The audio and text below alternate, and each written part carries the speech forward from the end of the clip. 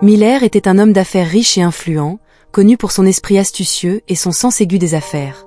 Malgré son succès, il s'interrogeait souvent sur la véritable loyauté et le caractère de sa famille. Un soir, il avait décidé de prendre une mesure audacieuse pour découvrir la vérité. Il avait élaboré un plan pour faire semblant d'être malade et aveugle, cherchant à observer comment sa famille le traiterait et ce qu'il adviendrait de ses entreprises en son absence. Avant de mettre son plan à exécution, Miller avait consulté son avocat de confiance, Monsieur Hu, ainsi que son ami de longue date et médecin, le Dr Song.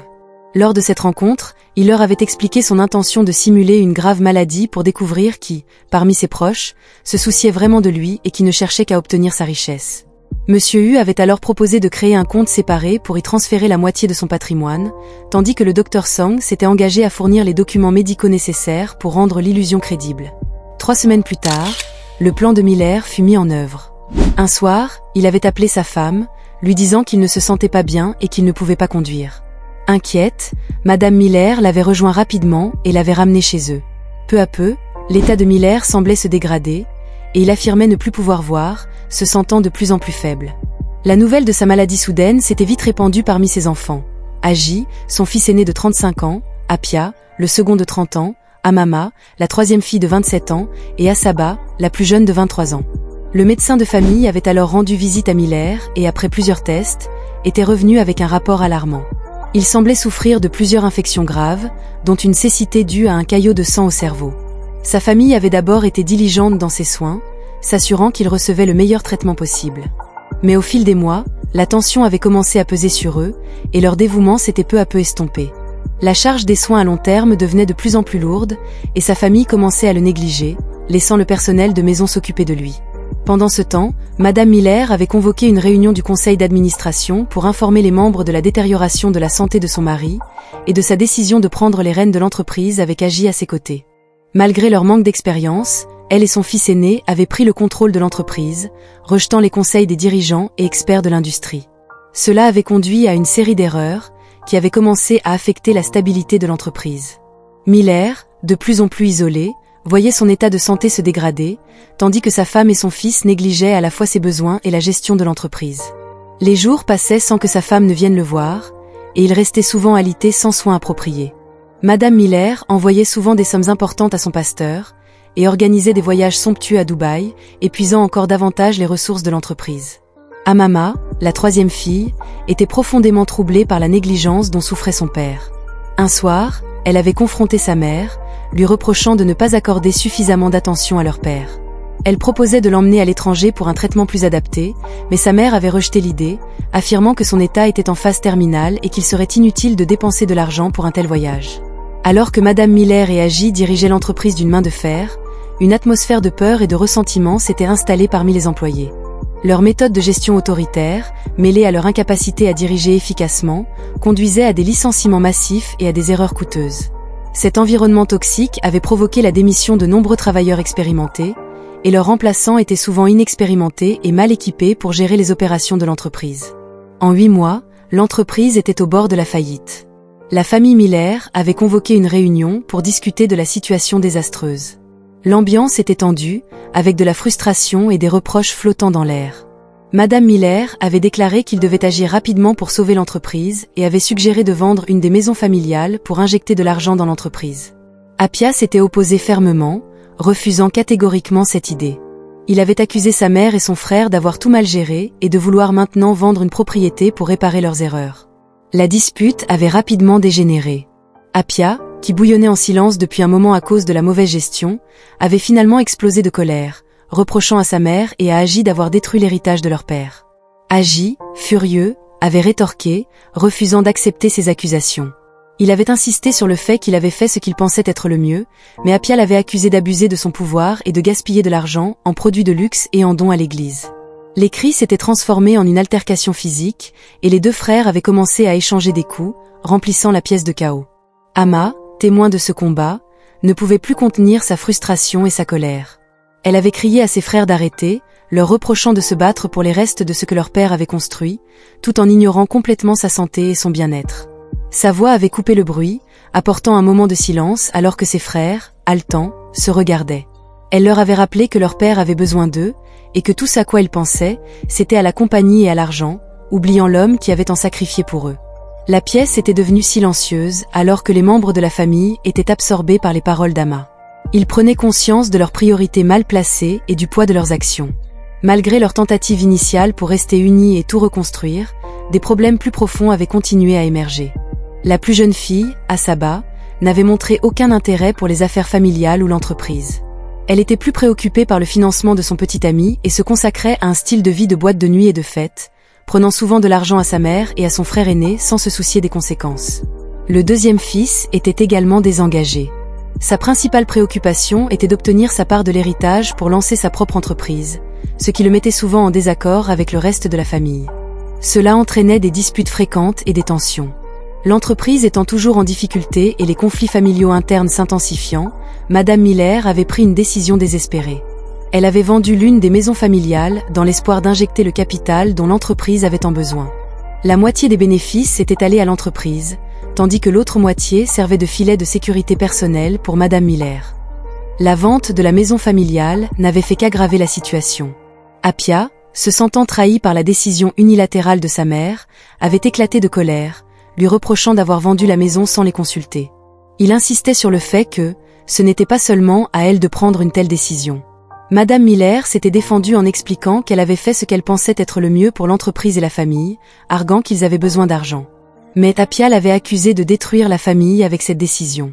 La dispute avait une fois de plus dégénéré, mais Tamama, dévastée par ces conflits incessants, avait tenté d'intervenir. Elle leur avait supplié de cesser, leur rappelant qu'ils se déchiraient alors que leur père avait besoin qu'ils soient unis, et non être en guerre les uns contre les autres. Le cœur brisé, Amama était allée au chevet de son père. Elle lui avait pris la main doucement et avait parlé d'une voix douce, espérant que ses mots lui parviendraient. Elle lui avait confié ses espoirs et ses craintes, implorant silencieusement qu'il se rétablisse pour sauver leur famille et tout ce qu'il avait bâti. Tout ce pourquoi il avait travaillé était en train de s'effondrer, y compris leur famille. Ils avaient besoin qu'il arrange les choses. Sa voix avait vacillé avec émotion alors qu'elle retenait ses larmes, submergée par le poids des problèmes familiaux qui pesaient sur elle. Un soir, Madame Miller rentra chez elle après une longue journée au bureau. En entrant dans la maison, elle fut frappée par une odeur désagréable.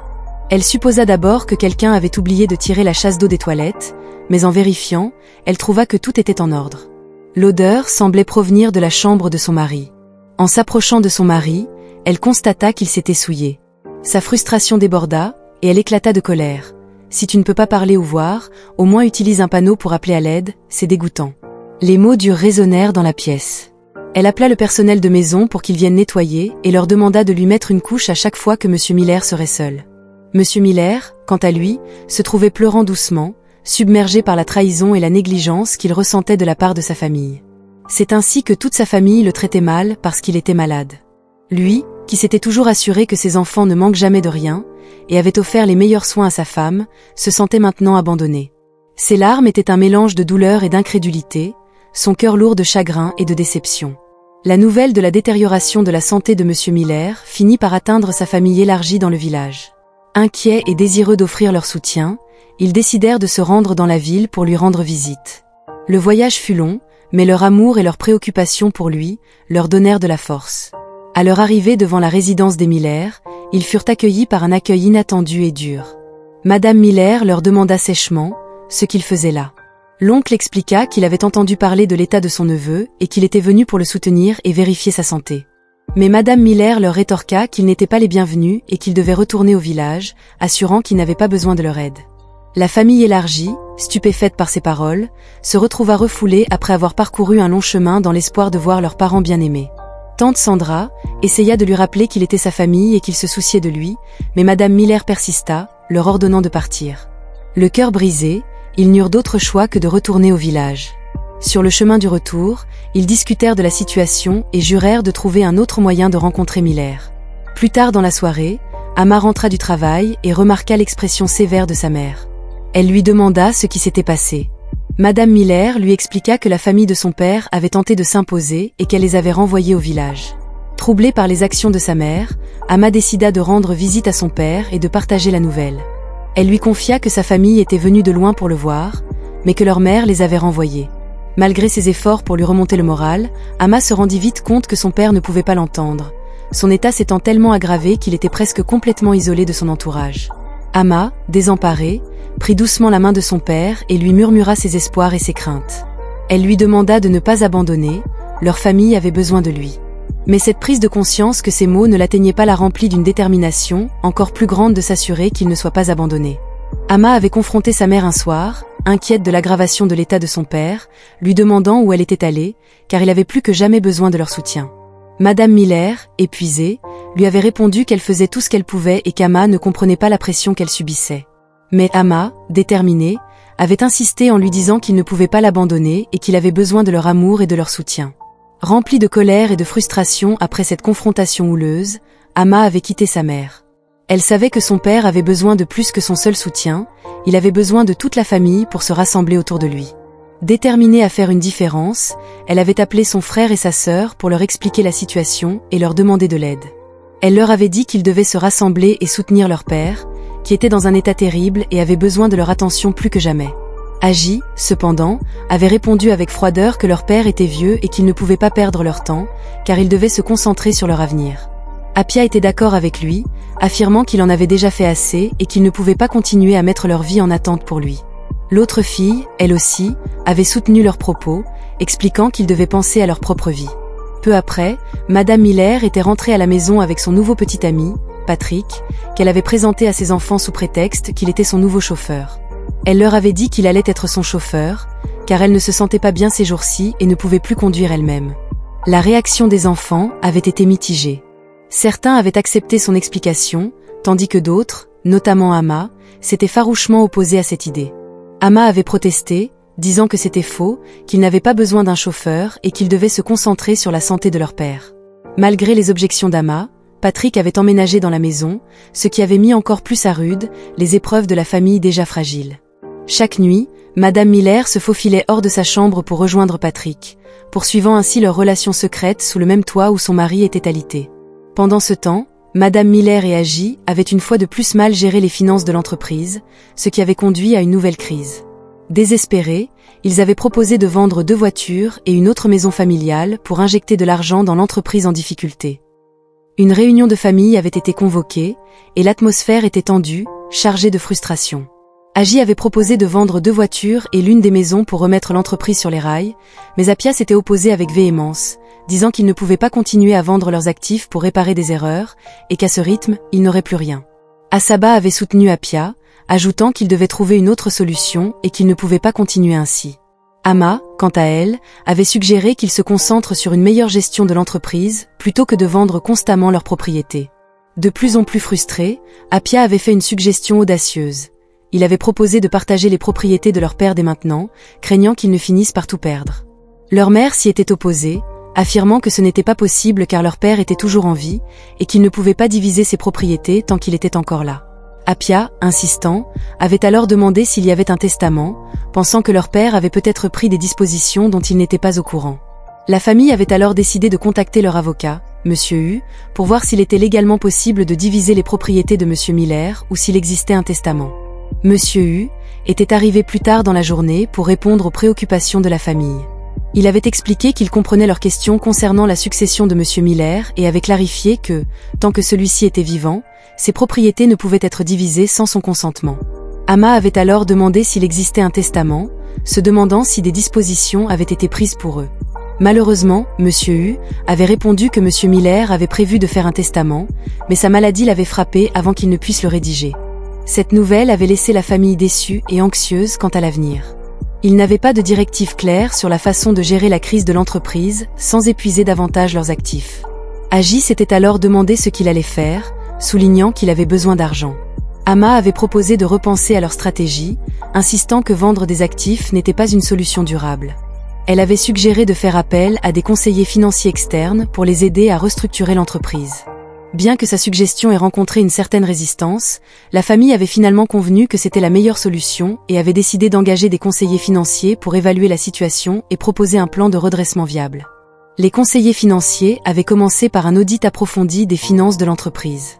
Ils avaient identifié des domaines de mauvaise gestion et d'inefficacité, proposant plusieurs changements pour rationaliser les opérations et réduire les coûts. Ils avaient recommandé la mise en place de contrôles financiers stricts et la réduction des dépenses inutiles. Ils avaient également suggéré d'explorer de nouvelles sources de revenus et de rechercher d'éventuels partenariats stratégiques. Amma avait joué un rôle crucial, en convainquant sa famille de soutenir les recommandations des conseillers, soulignant l'importance de la confiance et de l'unité pour surmonter la crise. Avec l'aide des conseillers, l'entreprise avait lentement commencé à se redresser. Les nouveaux contrôles financiers et les décisions stratégiques avaient porté leurs fruits, et la famille avait également commencé à guérir les fractures de leurs relations. Malgré les progrès réalisés, Madame Miller et Agi avaient vu ressurgir leur insatiable désir d'argent. Ils avaient décidé qu'ils avaient besoin d'une somme importante pour leurs projets personnels, ignorant les conséquences potentielles. Ils envisageaient de retirer une somme substantielle des fonds de l'entreprise. Leur conseiller financier, M. Menat, avait vivement déconseillé cette décision, soulignant l'impact grave que cela aurait sur la fragile reprise de l'entreprise. Il avait averti qu'un retrait à ce stade paralyserait l'entreprise, annulant tous les progrès réalisés. Agi, bien que conscient des risques, avait insisté que c'était une chose qu'il devait faire, et Madame Miller avait assuré qu'il trouverait un moyen de gérer l'entreprise. Frustré par leur refus de suivre ses conseils, M. Menat avait estimé qu'il ne pouvait plus continuer dans ces circonstances. Le lendemain, il avait soumis sa lettre de démission, expliquant qu'il ne pouvait pas participer à des décisions qui nuiraient à l'entreprise. Amma avait été dévastée par la démission de M. Menat et avait pleuré amèrement, sachant au fond d'elle qu'il avait raison. Cependant, elle se sentait impuissante de changer la vie de sa mère et de son frère. La nouvelle de la démission du conseiller financier et du retrait prévu des fonds s'était rapidement répandue au sein de la famille, suscitant l'indignation et l'inquiétude. Une réunion d'urgence avait été convoquée. Appia, indigné, avait déclaré que c'était insensé de tout détruire pour leur gain personnel alors qu'il avait enfin les choses sous contrôle. Il avait insisté pour que l'héritage de leur père et l'entreprise passent avant tout. Amma, de son côté, se sentait impuissante face à l'entêtement de sa mère et de son frère. Un jour, Madame Miller était rentrée chez elle et avait été accueillie par une odeur nauséabonde. Elle avait découvert que son mari s'était à nouveau souillé. Remplie de colère et de frustration, elle avait décidé qu'elle ne pouvait plus tolérer la situation et avait ordonné à la servante de déplacer son mari dans les quartiers des domestiques, précisant clairement que ce serait désormais sa nouvelle maison. Lorsqu'Amma était rentrée à la maison et avait découvert ce que sa mère avait fait, elle avait été horrifiée. Elle avait immédiatement confronté sa mère, lui reprochant de traiter leur père de manière inhumaine. Madame Miller, cependant, avait rétorqué qu'elle ne pouvait pas le laisser gâcher le salon ainsi, car c'était dégoûtant et intolérable. En larmes, Amma s'était précipitée vers les quartiers des domestiques pour réconforter son père, qu'elle avait trouvé allongé sur un petit lit, plus fragile et vaincu que jamais. Elle s'était excusée auprès de lui et avait promis de rester à ses côtés, assurant qu'elle ne le laisserait pas être traité de la sorte. Amma était la seule à vraiment se soucier du bien-être de son père. Elle s'assurait qu'il était nourri correctement et qu'il était aussi à l'aise que possible. Malgré ses efforts, il était clair que l'esprit de son père se brisait sous le poids de la négligence et de l'isolement. Pendant ce temps, Madame Miller continuait à profiter de sa liberté retrouvée et de sa relation avec son petit ami, qu'elle comblait de cadeaux lors de leur sortie. Ses projets d'église recevaient également des dons substantiels, drainant encore plus les ressources de la famille.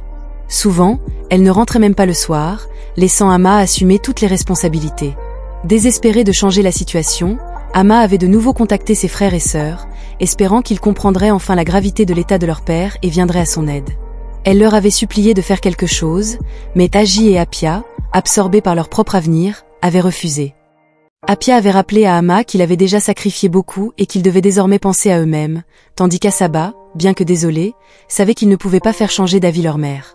Une nuit, incapable de dormir, Amma décida de rendre visite à son père pour le surveiller et lui offrir un peu de réconfort. Alors qu'elle traversait la maison calme, elle entendit de faibles bruits provenant de la chambre de sa mère. Curieuse et inquiète, elle s'approcha pour écouter. À son horreur, elle réalisa que le bruit venait de sa mère et que le chauffeur était en train d'avoir une relation intime avec elle. Choquée et remplie de colère, Amma ne put se retenir. Elle fit irruption dans la pièce, trouvant sa mère nue dans une position compromettante. « Mais que se passe-t-il ici? Comment as-tu pu faire ça ?» demanda-t-elle. Sa mère et le chauffeur tentèrent rapidement de se couvrir, mais le mal était déjà fait, un silence tendu avait rempli la pièce. Madame Miller tenta de se justifier. « Ce n'est pas ce que tu crois. Tu ne comprends pas, j'ai des besoins, et le chauffeur a été là pour moi quand personne d'autre ne l'était. » Amma, indignée, répliqua « Mon père est malade dans la pièce à côté, et toi tu es ici avec lui?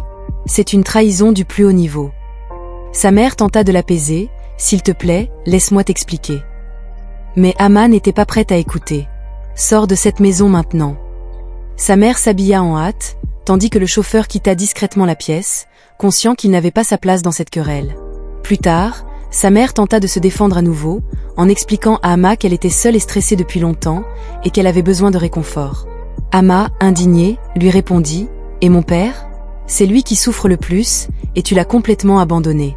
Tu as gaspillé de l'argent, négligé tes responsabilités. » Madame Miller, dans une ultime tentative, justifia ses actes. « J'ai fait ce que je devais pour survivre. Ce n'est pas facile de prendre soin de cette famille et de l'entreprise. » Ama, dégoûtée, rétorqua « Ce n'est pas comme ça qu'on gère les choses. Tu as laissé tomber tout le monde, surtout mon père. » Après cette découverte choquante, la colère d'Ama était palpable, mais avant de quitter la pièce, sa mère la menaça « Si tu dis un mot de tout ça, tu ne seras plus ma fille. » Déconcertée par la gravité de la menace, Ama répondit « Mère, tu ne peux pas être sérieuse. Tu t'attends à ce que je garde le secret après ce que tu as fait? Tu as trahi notre famille et mon père. » Sa mère rétorqua « Si cela sort, cela ruinerait la famille, l'entreprise et notre réputation. » Ama, profondément blessée, savait qu'elle devait protéger son père sans détruire l'unité familiale. Un jour, alors que tout le monde était hors de la maison, Ama décida d'agir. Elle rassembla quelques jeunes hommes du quartier et emmena discrètement son père dans un véhicule, direction leur maison familiale dans le village, déterminée à lui procurer les soins dont il avait réellement besoin. À son arrivée, Ama fut accueillie par ses proches, surpris et inquiet de l'état de Monsieur Miller. « Oncle Kwam, tante Sandra, j'ai amené mon père ici parce que la situation est devenue insupportable. Les médicaments en ville ne l'aident plus. Je crois qu'avec votre soutien et des remèdes traditionnels, nous pourrons le soigner. » La famille se rassembla autour d'Ama, écoutant attentivement son récit de la négligence, de la trahison et de la dégradation de la santé de son père. Oncle Kwam, ému, lui dit « Tu as bien fait de l'amener ici. Nous ferons tout notre possible pour l'aider avec nos remèdes traditionnels. » Rapidement, la famille prépara une chambre confortable pour Monsieur Miller et commença à recueillir les herbes médicinales nécessaires. Le guérisseur du village, connu pour sa connaissance des traitements à base de plantes, fut appelé pour superviser les soins. « Nous commencerons par un régime de nettoyage pour purifier son corps des toxines, puis nous utiliserons des herbes spécifiques pour renforcer son foie et ses reins, » expliqua le guérisseur. Ama ressentit un profond soulagement en voyant son père entouré de personnes qui se souciaient sincèrement de lui. Les jours passèrent, et alors que son père recevait les soins, Ama sentit le poids de la responsabilité qu'elle avait assumée. Mais, au fil du temps, elle commença à voir des signes d'amélioration chez lui. Une semaine plus tard, alors qu'elle était assise auprès de son père, Ama remarqua soudain un changement. À son grand étonnement, son père se redressa lentement, l'air fort et énergique. Submergée par l'émotion, Ama éclata en sanglots. « Tu es réveillé papa, tu es à nouveau fort, je n'arrive pas à y croire. » Monsieur Miller lui prit doucement la main et les yeux remplis de gratitude et de sérieux, lui révéla « Ma chérie, je n'ai jamais été malade. J'ai fait semblant d'être malade pour voir comment ma famille réagirait en cas de besoin. » Stupéfaite par cette révélation, Ama demanda « Tu as fait semblant? Mais pourquoi papa ?» Monsieur Miller expliqua qu'il avait voulu tester la loyauté et l'amour véritable de sa famille, souhaitant savoir qui parmi eux était digne de reprendre son entreprise après sa mort. La révélation choqua Ama, mais en même temps, elle comprit la sagesse de son père. Il ajouta « Ama, parmi tous mes enfants, c'est toi qui as montré le plus d'amour, de dévouement et d'intégrité. Je te confie donc la gestion de mon entreprise et de mes biens. » Les larmes aux yeux, Ama accepta cette grande responsabilité avec gratitude. Quelques jours plus tard, Monsieur Miller retourna à la ville avec Ama. À leur arrivée, ils furent confrontés à la trahison ultime. Madame Miller était au lit avec le chauffeur. Sans dire un mot, Monsieur Miller quitta la pièce, sa dignité intacte, laissant Ama gérer la situation. Le lendemain matin, submergée de honte, Madame Miller quitta la maison. Le chauffeur avait également disparu, laissant derrière lui un sillage de scandale et de confusion. Monsieur Miller, bien que profondément affecté par la trahison de son épouse, resta digne. Il décida de ne pas se laisser abattre et divorça d'elle. Les autres enfants Miller, qui avaient agi avec égoïsme et négligence, commencèrent à comprendre la valeur de l'unité et du soutien véritable. Ils se repentirent de leurs actions et firent tout ce qui était en leur pouvoir pour reconquérir le cœur de leur père. Celui-ci les avait pardonnés, mais la majeure partie de l'héritage de Monsieur Miller était revenue à Ama, qui elle, avait toujours fait preuve de bon sens envers son père et toute la famille. Ama, forte du soutien de son père et de la communauté, reprit les rênes de l'entreprise avec une vision nouvelle. Elle entreprit de redresser la situation avec détermination et compassion. L'entreprise, sous la direction d'Ama, commença à prospérer. Elle fit des réformes importantes, introduisant des pratiques éthiques et transparentes qui restaurèrent la réputation de l'entreprise. Les relations familiales, cependant, restèrent tendues. Les cicatrices laissées par la trahison étaient profondes, et la reconstruction des liens familiaux prit du temps. Madame Miller, de son côté, chercha à se racheter en soutenant des œuvres de charité et en se réconciliant avec son ex-époux, qu'elle avait profondément blessé. Elle tenta de revenir dans la vie de sa famille, mais les blessures étaient encore fraîches, et la réconciliation fut difficile. Amma, malgré la douleur et les défis, trouva du réconfort dans le fait d'avoir sauvé l'entreprise et d'avoir honoré l'héritage de son père. Le chemin n'était pas facile, mais elle continua à avancer avec la force que lui avait donnée cette épreuve. Les jours passèrent, et bien que la famille Miller ne retrouvât jamais complètement son unité passée, ils trouvèrent un nouvel équilibre. Monsieur Miller, bien que vieillissant, vit avec fierté la manière dont sa fille avait transformé l'entreprise. Le respect et l'admiration qu'il avait pour Amma renforcèrent leurs liens. Amma, en dirigeant l'entreprise avec intégrité et passion, laissa un héritage durable, façonné par les leçons difficiles mais précieuses, apprises au cours de cette épreuve. La maison familiale, marquée par les épreuves, retrouva peu à peu une certaine sérénité. Les souvenirs de la trahison laissèrent place à une nouvelle vision de l'avenir, empreinte de résilience et de force. Amma et son père, ensemble, continuèrent à bâtir un avenir solide, malgré les cicatrices laissées par le passé. Merci d'avoir regardé et à la prochaine dans une nouvelle histoire émouvante.